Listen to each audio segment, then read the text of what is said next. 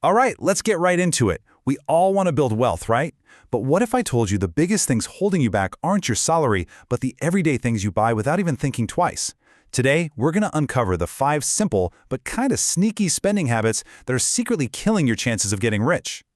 Just let that sink in for a second. This really gets to the core of what we're talking about. Building wealth isn't always about hustling for a bigger paycheck. Nope, it's about being smarter with the money you already have. And we're about to expose the 5 biggest money pits that make all the difference. So, let's kick things off with the #1 wealth killer of them all. It's something society tells us is totally normal, even a reward for success, and that's buying a brand new car. The biggest trap here is a silent killer called depreciation. Think about it like this. The second your new car's tires leave the dealership, you've basically just lit thousands of dollars on fire. It's gone. And within 5 years, well, over half the money you spent on that car has just vanished into thin air. Let's put some real, hard numbers to this, because this is where it gets painful. Say you buy a pretty average new car for 40 grand on a 5-year loan. Once you add up the interest you paid and that massive hit from depreciation, you've lost $29,000. Poof, gone. But this is where it gets absolutely insane. What if you didn't lose that 29 grand? What if you invested it instead? Over 30 years, with just a pretty standard 10% annual return, that money could have turned into over $500,000. I'm going to say that again, $500,000, all from the single decision to not buy a new car. And that right there, that's the whole game. It's about a fundamental shift in your mindset. Is a car a symbol of your status, or is it just a tool that gets you from point A to point B? Choosing the wealthy path isn't about being cheap. It's about being smart. It's about playing the long game. Okay, let's move on to our second major wealth killer. And this one is huge. It's the classic American trap of buying way too much house and ending up house rich but cash poor. I mean, just look at this budget. When almost half of your take-home pay is getting swallowed by your house payment, taxes, and repairs, what's left over for investing?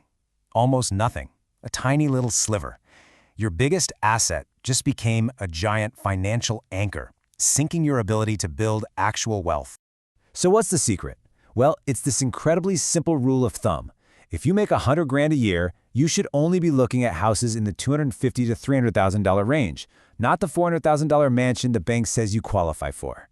That discipline is what gives you the breathing room, the cash flow to actually invest and get ahead. It really just boils down to knowing whose team you're on. The bank wants to lend you as much money as possible. That's how they make money. The wealthy mindset completely ignores what the bank offers. Instead, you set your own limit, one that frees up your money to go to work for you in investments that actually grow. Okay, so we've talked about the big stuff, but what about the smaller, everyday leaks that slowly drain your wealth? Let's talk about the temptation of brand new furniture and always having the latest piece of tech. Now, I know what you're thinking. Furniture? Really? But you would be shocked at how much money people sink into having that perfect showroom look. Here's the thing. You can get incredible, high-quality, sometimes barely used furniture for a tiny fraction of the cost of buying it new. But that 20 grand you saved, that's not just 20 grand.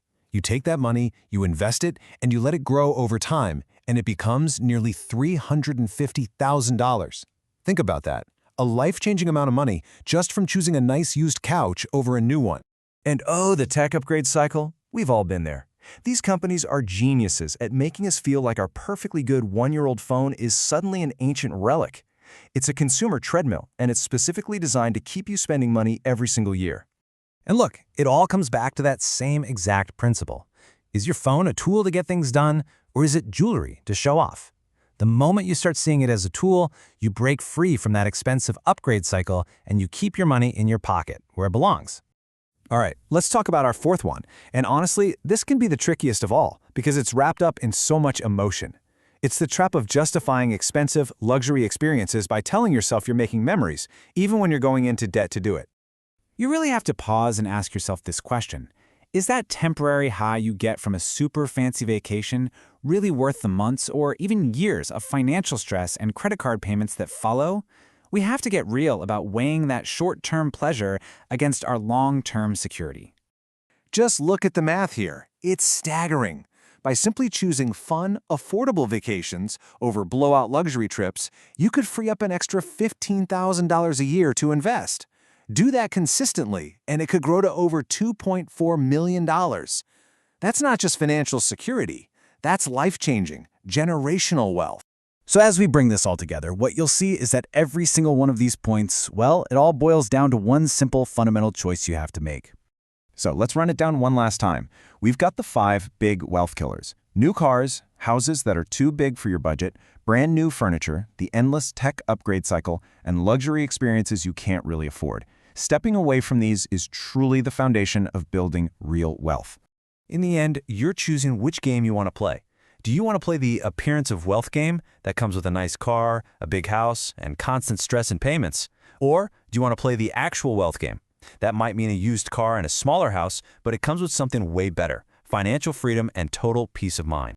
And the best part is, the path there isn't some complicated Wall Street secret. It's incredibly simple. You stop buying the stuff that makes you poor. You take every single dollar you save and you invest it. And then you just stay consistent and let time work its magic. That's the formula. It's that straightforward. So I'll just leave you with this one last question to think about.